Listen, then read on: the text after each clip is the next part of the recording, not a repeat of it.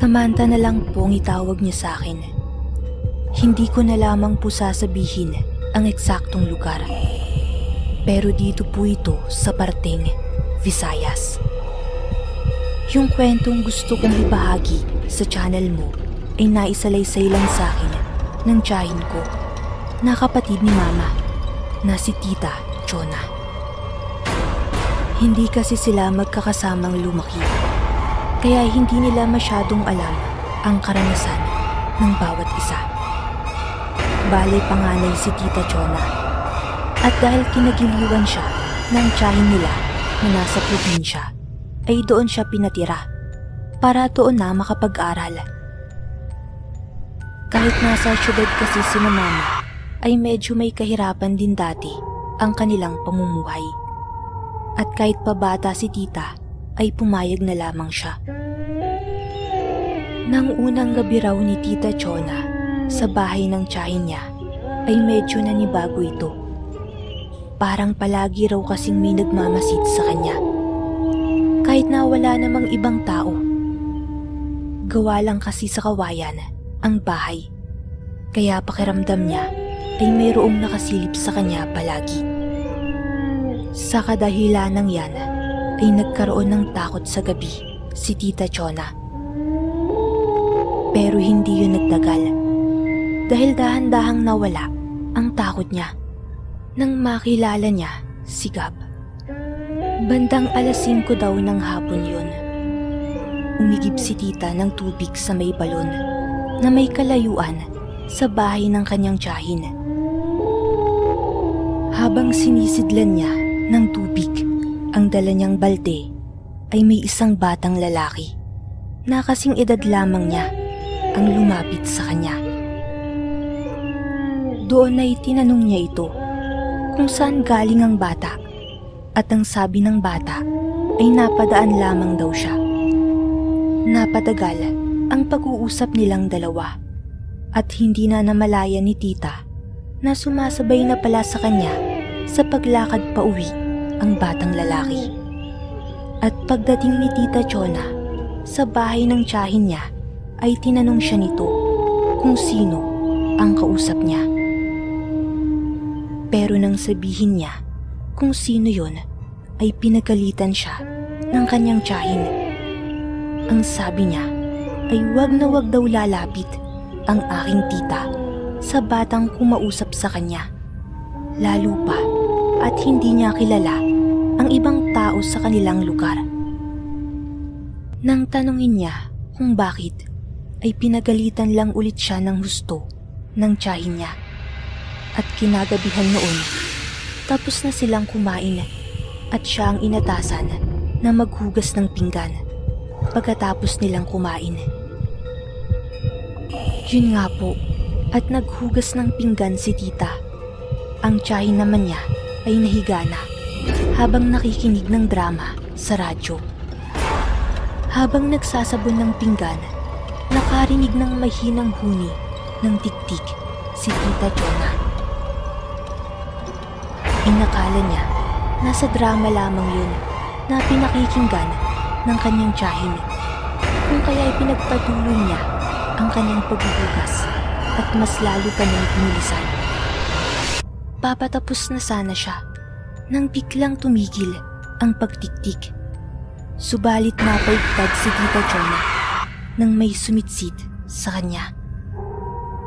Tiningnan niyang maigi kung saan nanggagaling yon, at sa tulong ng liwanag na nagmumula sa ilaw ay naaninag niya ang isang bata na nakaupo sa ilalim ng kanilang bahay, malapit sa kung saan siya nakatayo.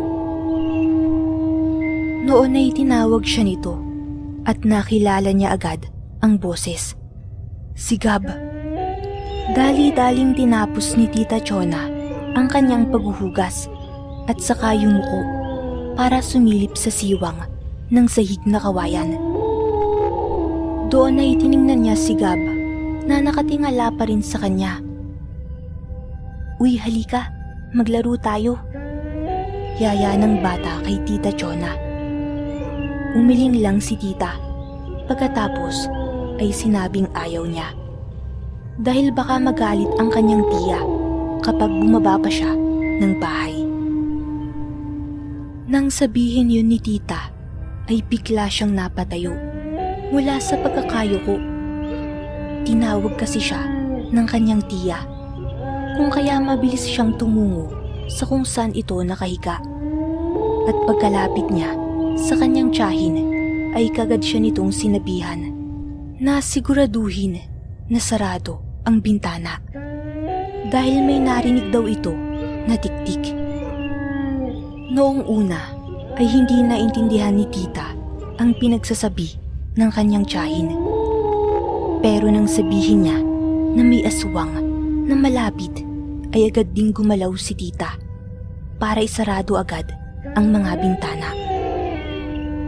Noon ay napaisip na raw si tita kung ano nga ba talaga ang aswang at kung bakit pinagalitan siya ng kanyang tiyahin nang sinabi niya na may batang kumaibigan sa kanya. Nagsimulang mag-aral si tita sa elementary na nasa kabilang baryo nila. Medyo may kalayuan lang. Pero dahil gusto talaga niya na makapag-aral, kung kaya tiniis niya yun. May nakakasabay naman siya minsan, kung kaya hindi siya natatakot. Hanggang sa isang hapon, habang mag-isang naglalakad, ay nagulat siya nang may biglang tumawag sa kanya. Nagpalinga-linga siya, pero hindi niya makita kung sino yun. Sa pagpapatuloy niya sa kanyang paglalakad, ay muli siyang tinawag.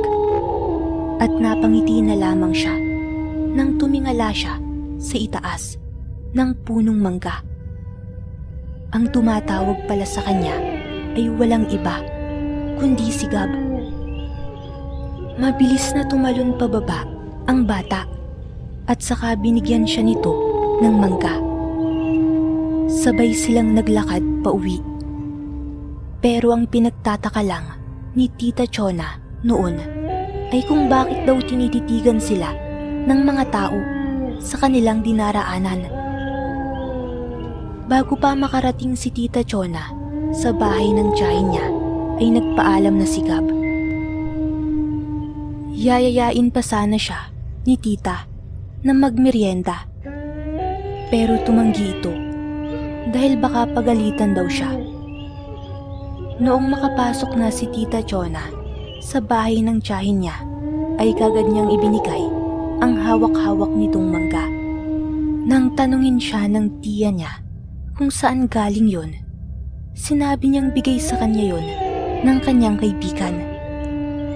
Nagtaka pa ang tiya ni Tita Chona dahil kabago-bago raw niya sa paaralan nila ay may kaibigan na siya agad. Ikinuwento ni tita ang tungkol kay Gab sa kanyang tiyahin. Pero ang sabi niya kay tita ay mag-ingat lang sa mga kinakaibigan niya dahil ayon daw sa mga kwento sa baryo nila, ang lola raw ni Gab ay isang aswang. Sa sinabing yun ng tiya niya ay kinilabutan daw si Tita Chona. Sa isip niya, kaya pala parang galit ang tiya niya nang malamang kinaibigan niya yung bata. Yun pala ang rason. Naghapunan silang dalawa at imbis na kainin ng mangga ay tinapon yun ng tiya ni Tita Chona. Napagod noon si Tita Chona kung kaya nagpaalam siya sa kanyang tiyahin na kinabukasan na lamang niya huhugasan ang mga plato na pinagkainan nila. Nakahiga na silang dalawa noon habang nakikinig ng radyo. Nang bigla raw silang makaamoy na parang mula sa dumi ng manok. Napakabaho raw noon kaya napatakip sila ng kanilang ilong. Mga ilang sandali raw ay nakarinig sila ng mahihinang dikdik na parang ibinubulong lang sa kanilang dingding. Dali-daling tumayo ang tiyahin ni tita at saka kinuha ang nakasabit na buntot ng pagi at saka iwinasiwas para magkaroon ng tunog. Habang iwinawasiwas ng tiya niya sa may hangin, ay napatingin muli si Tita Chona sa siwang ng kanilang sahig. At doon nakita niya na nakasilip sa kanila ang kanyang kaibigan. Sasabihin na sana ni Tita yon sa kanyang tiyahin, pero agad na tumakbo ang bata papalabas sa ilalim ng kanilang bahay.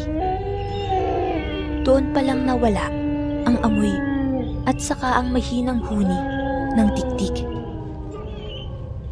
Kinabukasan ay nakasabay ni Tita Chona ang batang si Gab. Matatakot sana siya, pero nanaig pa rin ang kuryosidad niya. Tinanong niya ito kung bakit palagi siyang pumapasok sa ilalim ng bahay nila at nakasilip sa kanya. Subalit hindi sumagot ang bata.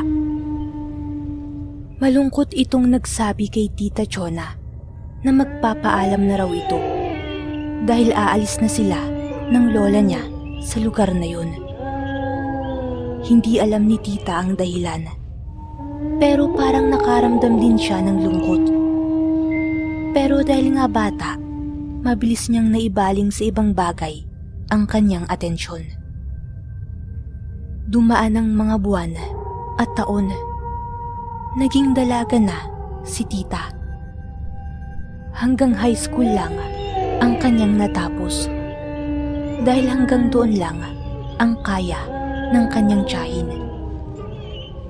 Wala siyang nagawa kundi ang bumalik sa poder ng kanyang mga magulang at sinikap na pag-aralin ng sarili.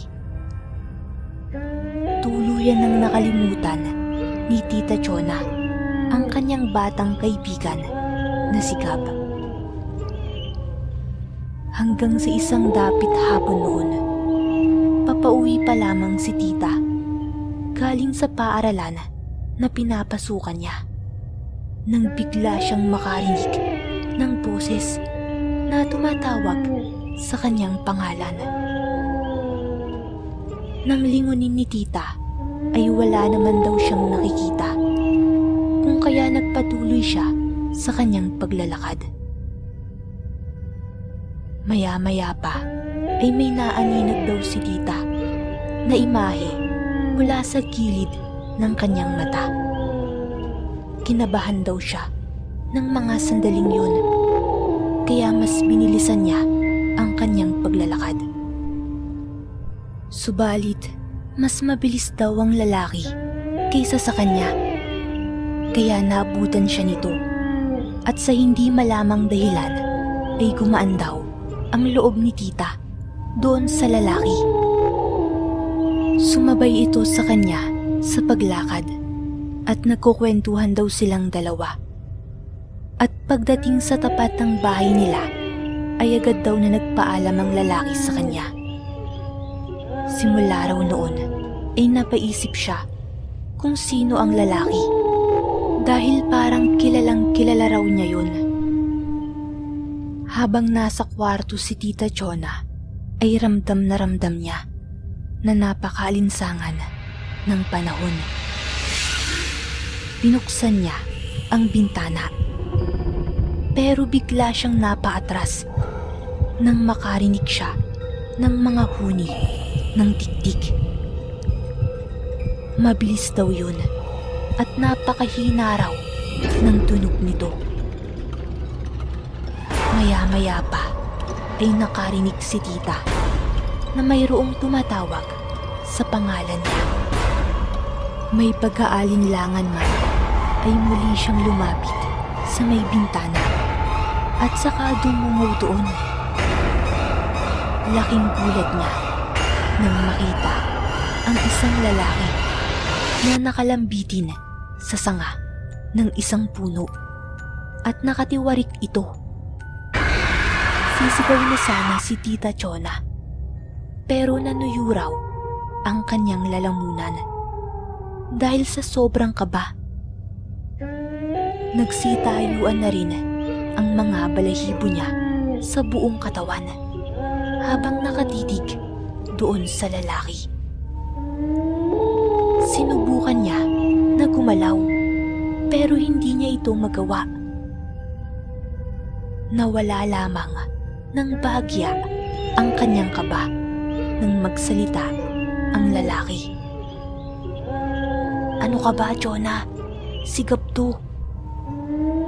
Halos hindi makapaniwala si tita sa kanyang narinig.